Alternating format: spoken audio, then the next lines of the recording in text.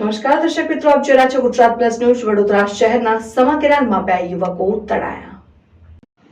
સમા કેનાલમાં 2 યુવકો તણાયા। કોંગ્રેસી નગર સેવક જહાં ભરવાડના ભત્રીજો તણાયો। 3 મિત્રો સમા કેનાલ પાસે નાહવા ગયા હતા। 2 મિત્રો તણાતા કોર્પોરેટરનો ભત્રીજો બચાવવા ગયો। કોર્પોરેટરના ભત્રીજો પવન ભરવાડ કેનાલમાં તણાયો।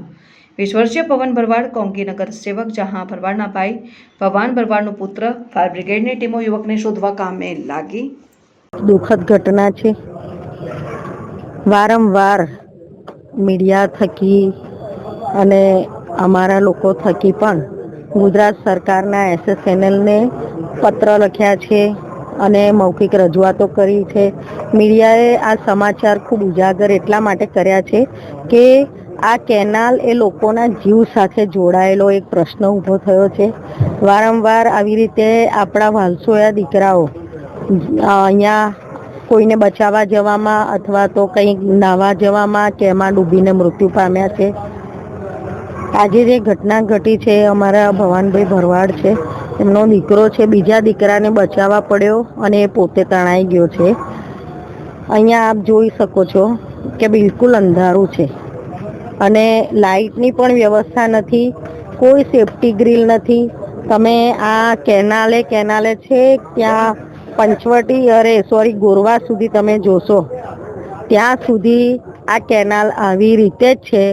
લોકોની અકસ્માતનો ઝોન બની ગયું છે।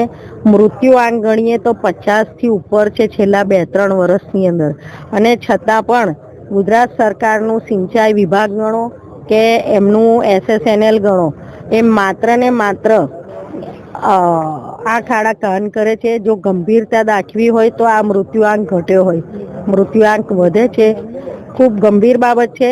ચૂંટાયેલા ધારાસભ્યોને પણ હું તો 2 હાથ જોડીને વિનંતી કરું છું કે આ તમારા દાયરામાં આવે છે, લોકોની સેફટી માટે સેફટી ગ્રીલ કરો, લોકોની જીવને બચાવો અને અહીંયા જે અંધારું છે ત્યાં લાઇટો કરો, કોઈ જઈ ના શકે એવી વ્યવસ્થા કરો।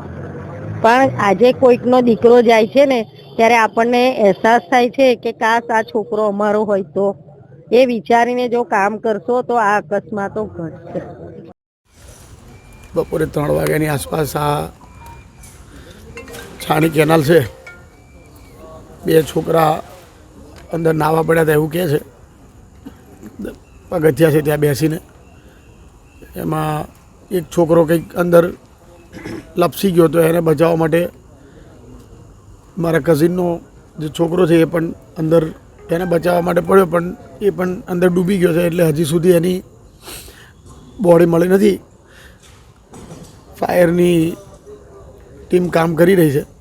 કમિશનર સાહેબ સાથે, કલેક્ટર સાહેબ સાથે પણ વાત થઈ છે, પરંતુ આ વારંવાર આવી જે દુર્ઘટનાઓ બની જાય છે, જવાન છોકરાઓના જે મૃત્યુ આ રીતે કેનાલમાં પડીને થઈ રહ્યા છે, આજુબાજુ કોર્ડન એવું કરવું જોઈએ કે ભાઈ અહીંયા ભવિષ્યમાં કોઈ અંદર ઘૂસી ના શકે। કારણ કે મારા ભાઈ અને મારા પરિવાર પર જે અત્યારે આભ તૂટી પડ્યો છે, જુવાન છોકરો, 20 વર્ષનો છોકરો, એટલે આ દુઃખ કોઈ પણ સહન કરી શકે નહીં એવી પરિસ્થિતિ છે અને હજી સુધી એની એક બોડી મળી નથી।